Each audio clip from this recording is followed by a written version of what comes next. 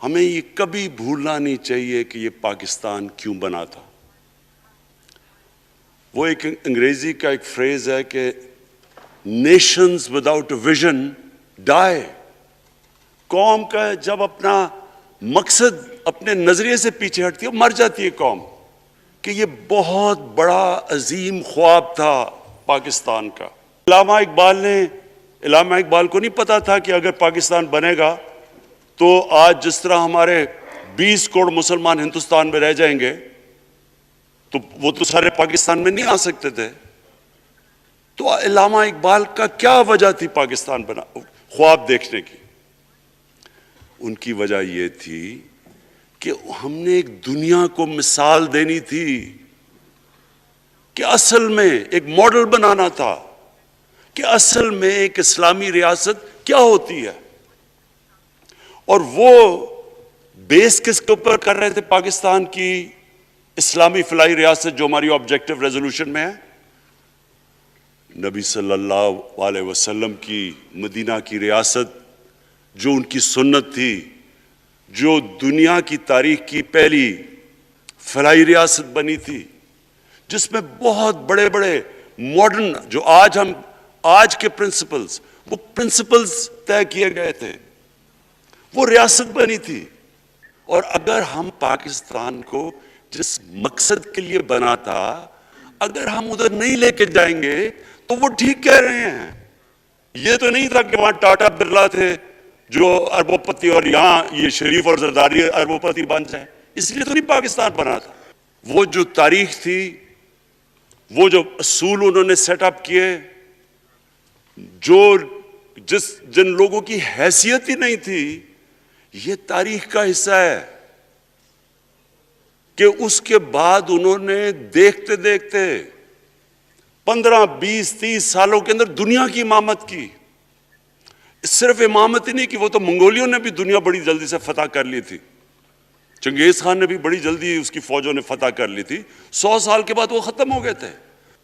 جب مسلمان گئے انڈونیشیا اور ملیشیا، وہاں تو کوئی مسلمان کی فوج نہیں گئی، وہاں تو کوئی تلواروں سے نہیں فتح کیا۔ مسلمان تاجروں کا وہاں کردار دیکھ کے لوگ حیران ہو گئے کہ یہ کون لوگ آئے ہیں، لیکن وہ جو بھی بنتا تھا وہ جنرل عظیم بن جاتا تھا۔ وہ اس کتاب کے اندر لکھی انگریز نے ہے، وہ کہتے ہیں اس کی کوئی ایکسپلینیشن نہیں ہے کہ یہ کیسے ساری دنیا پہ چھا گئے۔ نہ ان کے پاس کوئی لیٹسٹ ویپنز تھے، ایک طرف رومنز تھے، دوسری طرف پرشینز تھے، وہ تو سپر پاورز تھے، ہتھیار تو ان کے پاس تھے۔ بلے شاہ، نظام الدین اولیاء اور بابا فرید، یہ لوگ تھے۔ ان کو لوگ دیکھ کے ان کے کردار سے ان کے انٹلیکٹ، انسانیت سے لوگ مسلمان ہوئے۔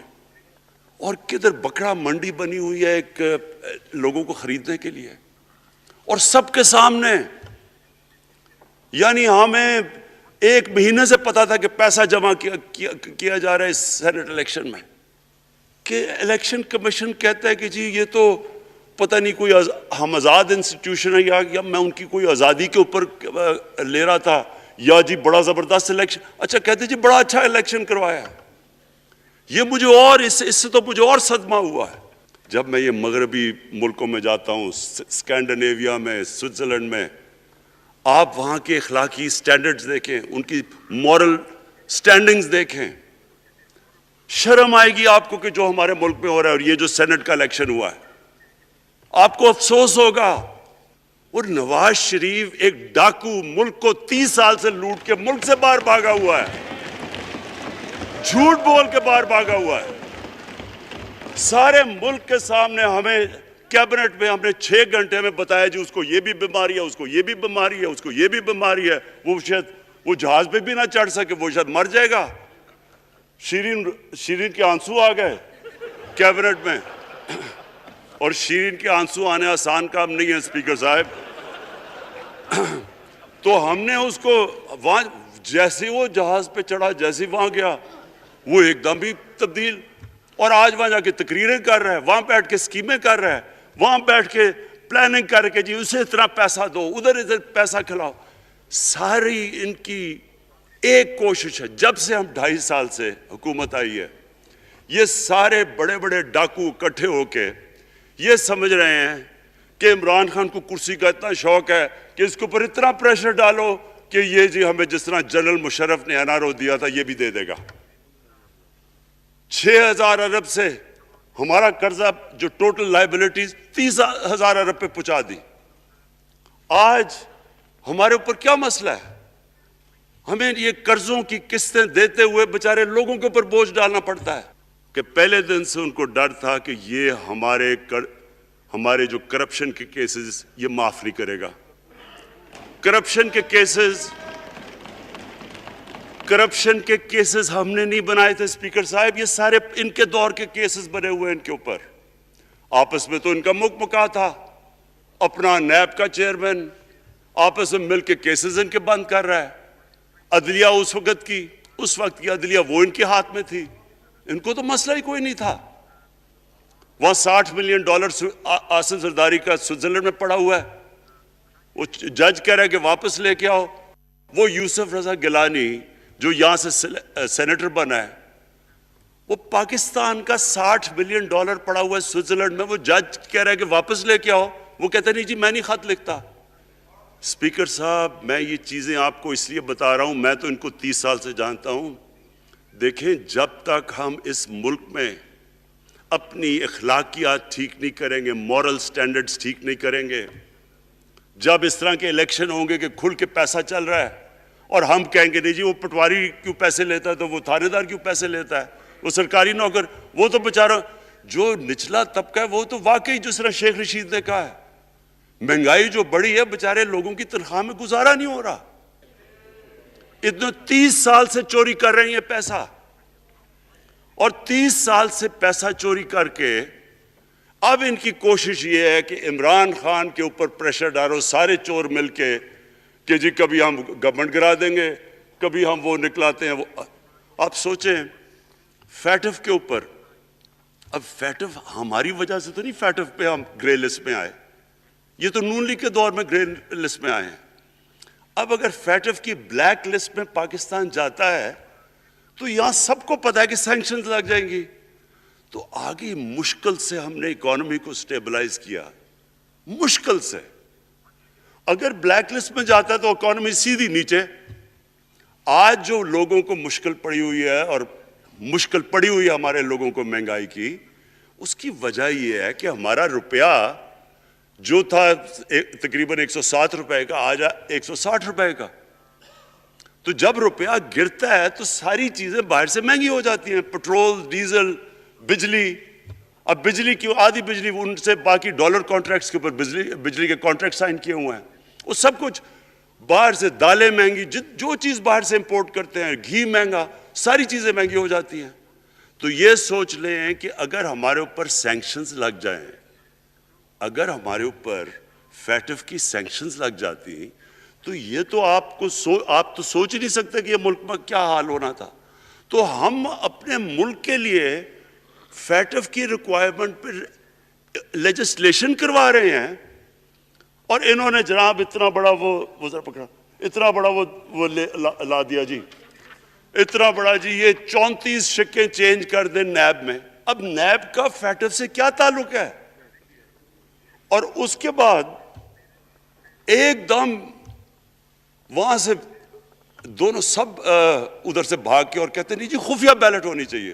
میں نے تب کہہ دیا کہ خفیہ بیلٹ کا ایک مقصد تھا، سارے مل کے کوشش کریں گے کہ حفیظ شیخ کو ہرائیں، اور وہ جو آدمی جیتا ہے پاکستان کا کرپٹ ترین آدمی۔ میں ایک چیز آپ کو آج کہتا ہوں، یوسف رضا کے آپ صرف ایسٹس دیکھ لیں، پرائم منسٹر بننے سے پہلے تھے اور اس کے بعد کیا ایسٹس ہیں، بس ایک چیز دیکھ لیں، کوئی آپ کو کچھ کرنے کی ضرورت نہیں ہے، آپ کو پتہ چلے گا اس نے کیا کیا اپنے زمانے میں۔ تو اس کو لا کے یہاں بٹھا کے تو جناب انہوں نے سارا پیسہ لگا کے، اور ہمیں سب پتہ تھا کیا ہو رہا ہے، اور اس کو جا کے جناب انہوں نے ہروا دیا حفیظ شیخ کو۔ مجھے جو آخر میں بات کہنی ہے اسپیکر صاحب وہ یہ کہ پاکستان کو آگے بڑھنے سے کوئی نہیں روک سکتا انشاءاللہ۔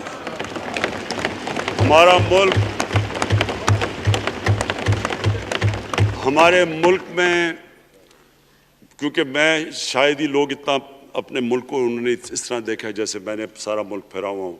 اللہ نے ہر قسم کی نعمت دی ہے. اس ملک میں جو پوٹینشل ہے شاید ہی کسی ملک میں ہے.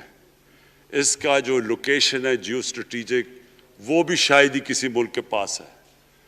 12 موسم اللہ نے دیے ہوئے ہیں، یہاں اوپر سے لے کے نیچے تک کچھ بھی اگا سکتے ہیں. زرخیز زمین ہے جس کو ہم صحیح طرح استعمال نہیں کر پا رہے کیونکہ ہماری ساری پروڈکٹیوٹی بڑی کم ہے، ٹیکنیکس بڑی پرانی ہیں. چائنا کے ساتھ مل کے اس طرف بھی ہم جا رہے ہیں کہ اپنی پروڈکٹیوٹی بڑھانے کے لیے. اس ملک کے اندر سب سے بڑی چیز ایک نوجوان آبادی ہے. اور آگے جو ایک جو کہتے ہیں کہ اگلی جو ریولوشن، 4th انڈسٹریل ریولوشن کے بعد یہ جو ٹیکنالوجی کی ریولوشن آ رہی ہے، اس میں ہمارے پاس ایک ینگ آبادی ہے اور اس کے اوپر اب ہم پورا زور لگائیں گے. اور انشاءاللہ یہ جو ہماری آبادی ہے یہی ایک ینگ آبادی پاکستان کو اٹھا دے گی اگر ہم ان کو صحیح معنی میں ٹیکنیکل ایجوکیشن دے دیں.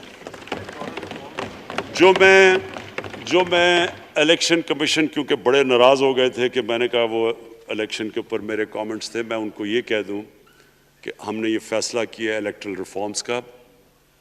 ہم اب ٹیکنالوجی کے اوپر وہ جو EVM مشینز ہیں، الیکٹرانک مشینز لے کے آئیں گے.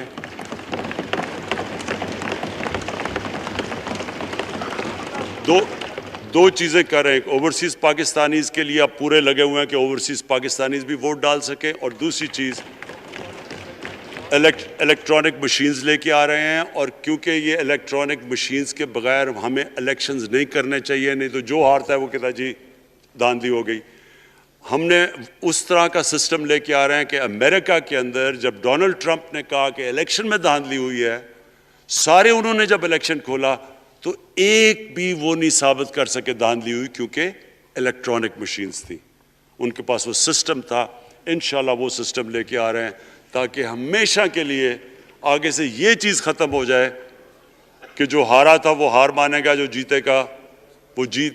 جس طرح کہ انشاءاللہ ہماری حکومت کرے گی، جس طرح کہ ایز کیپٹن پاکستان دنیا کی کرکٹ کی تاریخ میں پہلی دفعہ نیوٹرل امپائرز میں لے کے آیا تھا. بہت بہت شکریہ.